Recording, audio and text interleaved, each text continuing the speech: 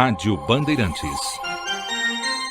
Bom, nós vamos entrevistar o Dr. Paulo Salim Maluf, que durante muito tempo foi um exemplo de sujeito que rouba na política. Tanto que aquela frase, rouba mais faz, e é verdade mesmo, que um dia eu fui entrevistar, é verdade que tem a frase, eu fui entrevistar o Maluf, acho que eu estava na Record, e o Maluf acho que tinha reclamado pro bispo um dia antes que eu tinha metido o pau nele ou no Pita. E, de repente, eu tô lá e encontrei o Dr. Paulo do Ibirapuera. O Dr. Paulo sempre foi um cara muito gentil. Aí eu fui fazer entrevista com ele e falei, pô, doutor Paulo, o senhor foi reclamar com o bispo lá da Record, que eu meti o pau no senhor? Ele falou, não, da Atena, é um engano e tal. E aí vieram 2 eleitores do Maluf. Olha, doutor Paulo, eu gosto de você, eu me lembro direitinho, os 2 baixinhos lá no Ibirapuera. Aí eu falei, bom, então vamos começar a entrevista aqui.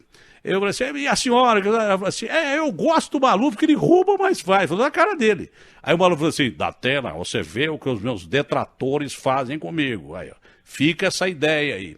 Então, doutor Paulo, primeiro, obrigado pela gentileza de nos atender.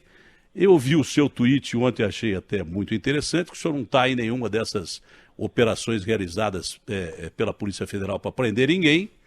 E o que é que o senhor acha dessa situação política e essa frase que ficou marcada em relação à sua carreira política, que aliás o senhor foi até preso há algum tempo, mas como é que o senhor recebe essa frase do rouba mais faz e vê tanto ladrão no Brasil hoje, fazendo parecer as acusações contra o senhor, parece que o senhor virou um brinquedo Lego perto desses caras aí. Bom dia, doutor Paulo.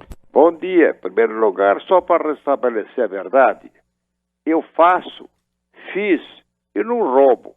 Quanto à minha detenção, você sabe que eu não fui detido. Eu fui solto por uma decisão do Supremo Tribunal Federal que achou que não havia base legal nem jurídica para essa violência contra mim. Afinal, eu sou um sujeito pacífico, se tem o processo, respondo em liberdade. Se o Bruno, que é assassino, pode responder em liberdade, se o Pimenta, que era o assessor, diretor do Jornal Estado de São Paulo, matou a sua amante e secretária e respondeu em liberdade, a minha detenção foi uma violência e posso dizer a você que eu tenho muito orgulho de dizer, por maioria absoluta, o Supremo achou que não tinha nenhuma razão para essa detenção. Mas foi o Supremo que soltou o Bruno também. O Supremo quem soltou o Bruno também. Espera, estou falando eu sou entrevistado. Se você o senhor está citando o exemplo, eu estou citando também o exemplo do Bruno. Foi solto pelo Supremo, do mesmo jeito. Foi solto porque ele tem direito a responder, porque ele está fazendo um ofício à segunda instância. Como não está definido por um tribunal superior, ele tem o direito de responder em liberdade, ponto final. Bom, segundo, você ainda chega na Bandeirantes porque o Paulo Maluf fez o Túlio Jânio Quadros e fez o Sebastião Camargo, senão você não chegava, ia demorar 1h30 no trânsito.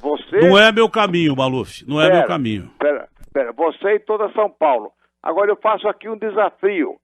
Enquanto agora, neste minuto, você tem 3 milhões de veículos andando em marcha lenta na cidade de São Paulo, jogando poluição pelo cano de escapamento, 3 milhões, tem um homem do meio ambiente que quer processar alguém em Mato Grosso porque derrubou uma árvore. Eu quero que se processe aqui em São Paulo aqueles que fazem com que São Paulo seja a mais poluída cidade do mundo porque o trânsito não anda.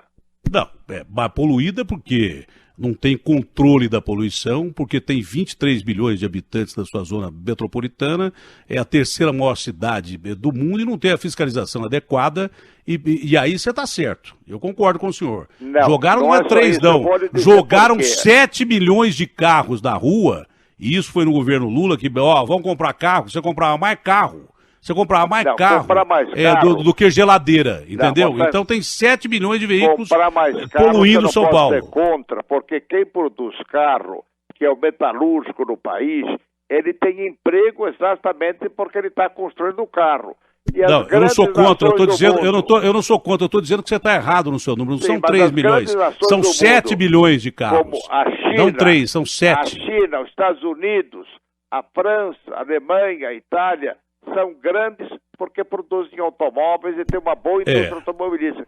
Mas você consegue sobreviver em Pequim? Você consegue sobreviver em Pequim? Os caras têm que usar máscara. Porque eu estou dizendo que se você tiver um transporte coletivo... Pequim você não consegue respirar. Xangai você não consegue respirar. O seguinte, agora, você tem que usar máscara para isso. Você tem que produzir carro, mas tem que fazer o cara usar menos carro e usar o transporte coletivo. Aí sim, aí eu fico quieto. Qual foi a maior agressão contra os paulistanos? Não foi sei. A Assembleia Legislativa não aprovar a construção de uma nova capital, mais no interiorzão, mais perto lá de Mato Grosso.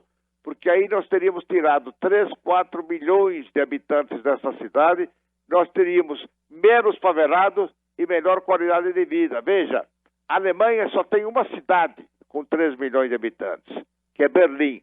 Todas as outras cidades não têm 1 milhão.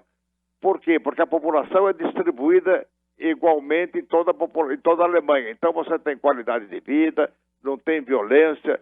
Eles têm, graças a Deus, um sistema não demagógico, que foi feito, infelizmente, pela Assembleia Legislativa nos anos 80. Eu não gosto de citar muito a Alemanha, não, porque eu lembro da República de Weimar, indo muito mal, e que depois da Primeira Guerra Mundial, e que deu origem ao Partido Nacionalista do Hitler. Eu não gosto muito de citar a Alemanha, sim, mas o fato porque a Alemanha, durante muito tempo, ela quis dominar o mundo. Não é? Eu não gosto de citar muito a Alemanha, não, porque a Alemanha recebeu ajuda de todos os aliados depois da Segunda Guerra Mundial. Eu acho que o Brasil deve ser muito mais exemplo do que a Alemanha. Eu também tenho. Eu tenho o maior apreço pelo povo alemão, que foi usado pelo Hitler e os seus canalhas, que conduzem a população, às vezes, a bater de frente com a realidade. Se nós tivéssemos tido mais imigração de alemães, o Brasil seria mais potente economicamente falando. Não, pensei que você ia falar que tinha que ter o Hitler aqui. Eu quase caí da cadeira aqui. Agora, doutor Paulo Maluf, o que o senhor vê desse quadro aí? A pergunta era essa, né? O que o senhor vê desse quadro de corrupção no país, em que o senhor, que eu repito, foi usado durante muito tempo como exemplo de gestor que levava dinheiro nas obras que fazia superfaturadas e que tem um monte de processo parado contra o senhor lá em Brasília, não é verdade? E eu não sei ainda se o senhor é pouco procurado pela Interpol ou não, o senhor pode sair do país ou não. Eu queria saber o que o senhor acha da situação atual do país. Se você quer saber sobre mim, eu quero dizer o seguinte: pode ter nesse país havido um político que realizou tanto e fosse tão honesto quanto Paulo Maluf. Mais honesto não existiu, porque quando entrei na política eu já morava na casa que eu moro.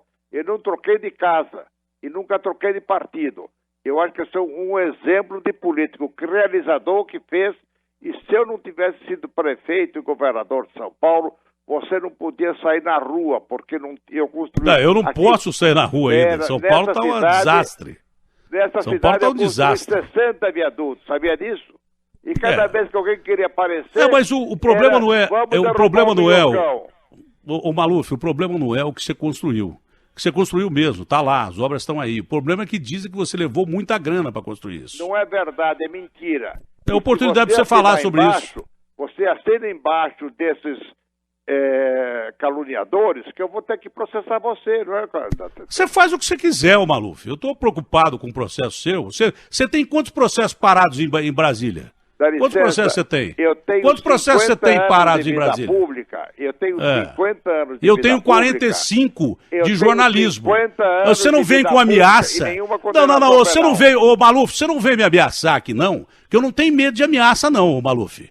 Você não veio me ameaçar, você está me ameaçando sim. Não tem coisa mais vil, não tem coisa mais vil do que você ameaçar alguém. Você não vem com ameaça aqui, não, porque senão eu vou... Não, você está me ameaçando. Que mentira, eu estou falando o que as pessoas dizem. Eu estou te dando oportunidade de defesa. Então você fala isso, eu estou te dando oportunidade de defesa. Agora, se você me ameaçar, essa entrevista encerra agora. Se você me ameaçar, essa entrevista encerra agora.